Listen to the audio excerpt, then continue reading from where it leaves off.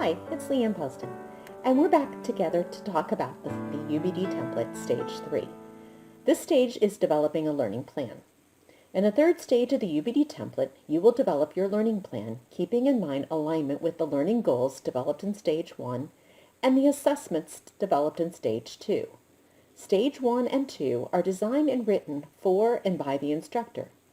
Stage 3 is written by the instructor for the student. Wiggins and McTighe suggests that all learning goals should be engaging and effective.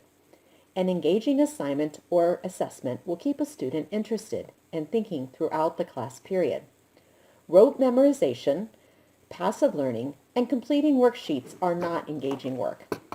Effective assignments are ones that lead to better understanding and the ability to transfer these understandings outside of the classroom and apply them in a more abstract way. In order to facilitate the design of engaging and effective educational experiences, Wiggins and McTighe developed a helpful acronym.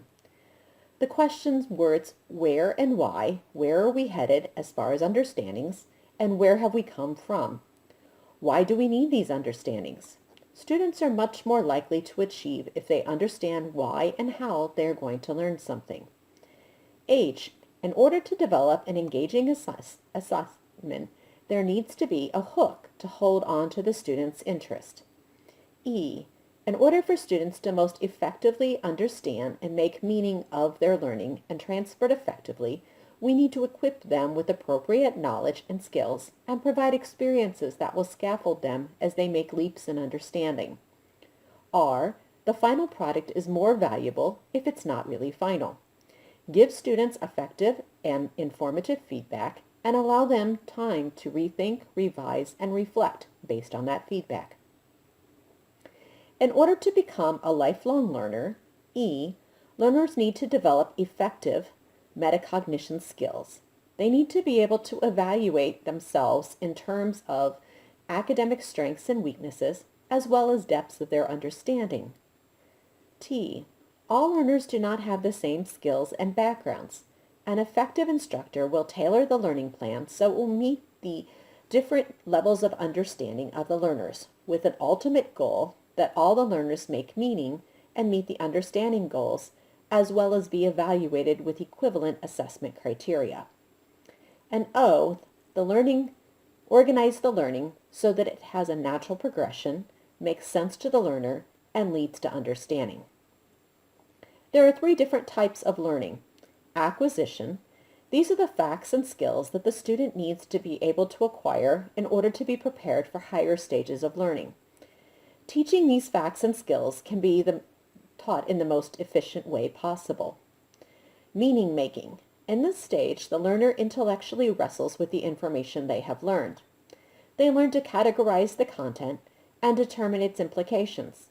Students will form theories that they intellectually test to form connections and patterns. And T, transfer. After the learner has made sense of the learning content, they learn how to apply it to circumstances other than the ones in which they originally learned it. In this stage, the teacher serves as a coach and gives feedback to the student as they work autonomously. So let's take a closer look at that learning template and see how the Where To acronym can help us. So looking first at the W. Just as it's nice to know when you're going on a trip, it's nice for students to know where the unit is headed and why it is headed that way. If students have a clear goal for their learning and it has value for them, they are much more motivated to pursue the goal. In the goals section, instructors will list the SMART learning objectives for the students. These goals should be specific, measurable, attainable, results, and time-focused. In the next section, the instructor will clearly let the students know how these understandings will benefit them in their life and career, and in the last section will clearly define the information they are expected to come to the unit with and the information they will leave the unit with, and any misconceptions that they may have along the way. For H, students don't usually start a new unit excited and ready to begin. The instructor will need to get their attention and then hold that attention. Suggested ways of grabbing their attention include challenging questions, stories, personal connections, and contrasting perspectives or points of view. Technology can be used to aid in getting student attention. So on the template, you're going to list the activities that you're going to use to hook your students in and get them interested. And then you're going to list the technologies that you'll use to help maintain that interest. E, if you will recall, one of the temptations we are trying to avoid is covering a unit or a textbook.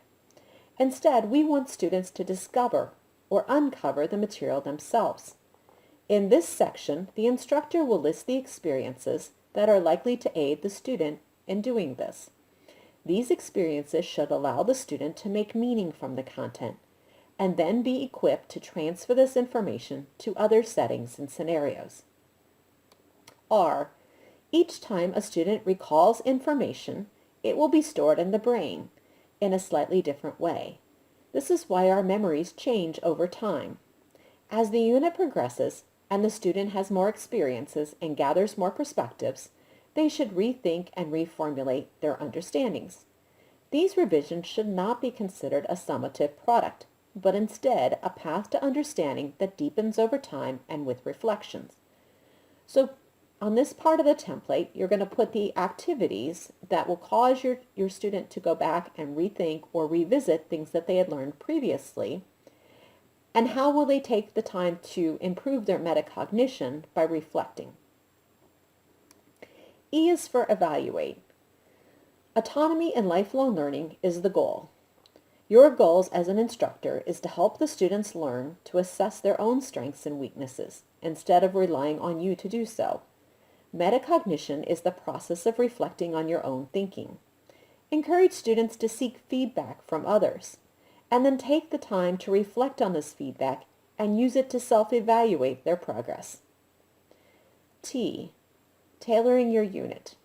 In order for your curriculum to fit all of the learners, it must be slightly tailored to fit the different needs, interests, and abilities of the learners. On the other hand, not everything in the curriculum should be differentiated. You have set learning goals, and all students should strive to reach them. They may need slightly different paths to the goal. Carol Ann Tomlinson feels that the curriculum can be differentiated by altering the content, by allowing a different learning process, and by allowing different products to be developed and through a personalized learning environment. The instructor can assess the student's readiness to learn through pretests and work with the student's learning profile to develop these modifications. And finally, O is for organization. As you plan your lesson plan, you will need to constantly check to make sure it's aligned with the goals in Stage 1 and the assessments in Stage 2. You will want to make sure that the plan makes sense to the learners and will most effectively lead to their ability to uncover the content and make meaning from it. Some things to consider. Do you intend to help your students develop habits of mind and/or develop technology skills? Habits of mind are problem-solving skills that will help your learners more effectively operate in society. They are the life skills that people learn in a number of different settings. As an instructor, you need to determine if it is your goal and responsibility to incorporate them into your content. Students use technology all the time, but how strong are their technology skills other than texting and posting? Consider if your unit will help them develop more academically oriented technology skills. In addition, how will you as the instructor use technology in the classroom and analyze your students' results? These results will lead to further modification and tailoring of your curriculum. So now you're done. You filled out the whole template. You'll never have to do this again, right? Well, wrong. Feedback is also very important. Seek feedback from your peers, from your students, from the results of the assessments, from what you observe yourself, and from experts. Make modifications to your curriculum every time you use it until it gets closer and closer to the goals that you're setting for yourself. As Jay McTighe said in the video on the welcome page to this website, you want to think big but start small. So pick just one unit or just a few teachers that seem invested in learning new things and have them try the UbD curriculum and develop units. But don't stop there. Continue to use the curriculum and expand it until you have all of your units covered by the UBD curriculum and planned in that way. Well, thank you for listening to my series on the UBD curriculum Stage 1, 2, and 3. If you have any questions or you want to contact me, my contact information is on the front page of the web page.